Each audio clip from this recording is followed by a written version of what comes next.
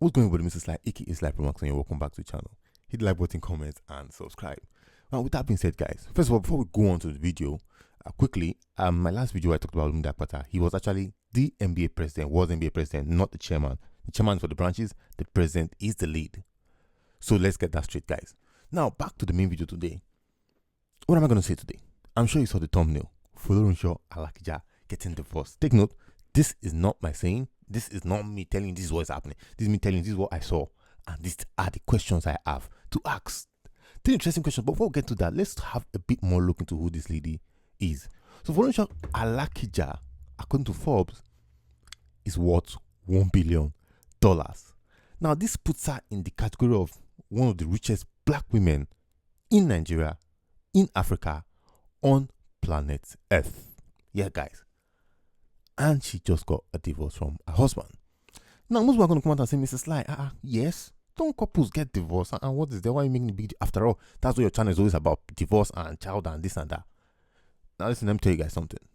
Number one, do you know that this one is actually a pastor? I'm sure most of you are not aware, but let me take you to our website right here. It's folorunshoalakija.com before they come and ask me about my fact and where I'm getting my information from. But let's take you to the website. Now you see, Apostle Folorunsho Alakija is, now take notice if the divorce is true. I'm criticizing on this basis. A faithful servant of God, illuminating lives with the gospel and God's divine light to uplift souls, heal the sick, mend brokenhearted, and uphold marriages. And uphold marriages. Somebody give me the butter, guys. Listen, I said it in my previous video. I said this. I said most of you are saying, oh, I look up to my pastor, and he said in marriage there is God and God is in. Listen, guys, most of you are not being realistic with yourselves. Most of you are not being realistic. You are not being truthful with yourself. Most of this marriage that people are talking about, most of the pastors who are blessing marriages are not and cannot even sustain a good marriage. I said, let me look more into this woman's matter. And apparently she's running a University of Marriage retreat for singles. Hey, how funny could this be? This lady left her husband. Now let's read what happened exactly. It says here, Nigeria's wealthiest woman, Folorunsho Alakija, and husband part ways after over 30 years of marriage. The mother of four and businesswoman allegedly no longer lives together with her husband in their matrimonial home in Ikoyi, Lagos. He lives alone within the same Ikoyi neighborhood. There has been allegations of frequent squabbles which necessitated the wealthy woman to demand utmost privacy in her home. Her husband was forced to seek accommodation elsewhere. Basically kicked out of the house, man. Hey man, get out. That is just what happened right there. Your pastor, who is teaching you how to uphold your marriage, I said, let me have a look at this, her University of Marriage, or what it's called. So he says it was a podcast, so to say.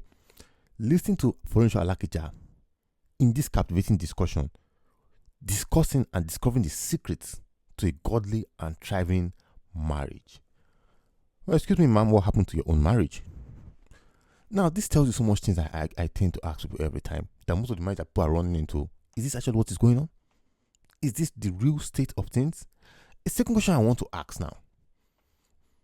Every time we hear over the world that, oh, because most of you watch my former videos on the Justice Court, and they say, oh, she left him, he has to settle him this money. Oh, he left her, so he has to give her this money. He has to be paying her, she should be taking care of herself, upkeep. You see those videos now? I'm asking simple question now. This guy is rich, take note. He was a lead at Fanfa Oye. He's a lawyer, a big guy. But we know he's not worth $1 billion. My question is this. Will this guy have a touch from her property? Will this guy have some juicy settlement from the divorce, giving him some percentage to move on with life, make it go soft? Will he? Well, you know that the tables turn around when it comes to a man's issue, because if he's a man, he will take care of himself. But if it's a woman, you have to give her the upkeep. Where does that make any sense? The third question I'm going to ask guys now is this. A very salient one. Or rather, is me going to tell you a basic ROP moment. You see, what our advice men against is to not marry a woman much wealthier than you. I'm not saying women will come and say, oh, you are being insecure, this and that. That's your business. Do not marry a woman much wealthier than you. Do not marry a woman with more resources than you. most especially in this country of Africa that we are in. In the Western world, well, it's your business. You just know that we are setting yourself up for failure. But in the West, please avoid that. Men, get yourself to a stable condition before you think of marriage. This is not an advice to the old man. They remind years ago, she blew up fine. But young men of nowadays, I'm telling you this. However, with that being said, guys, we will find out eventually if really they split it up or whatever, because she's just dropping some cryptic messages on Twitter. But with that being said, it is what it is. I'm out.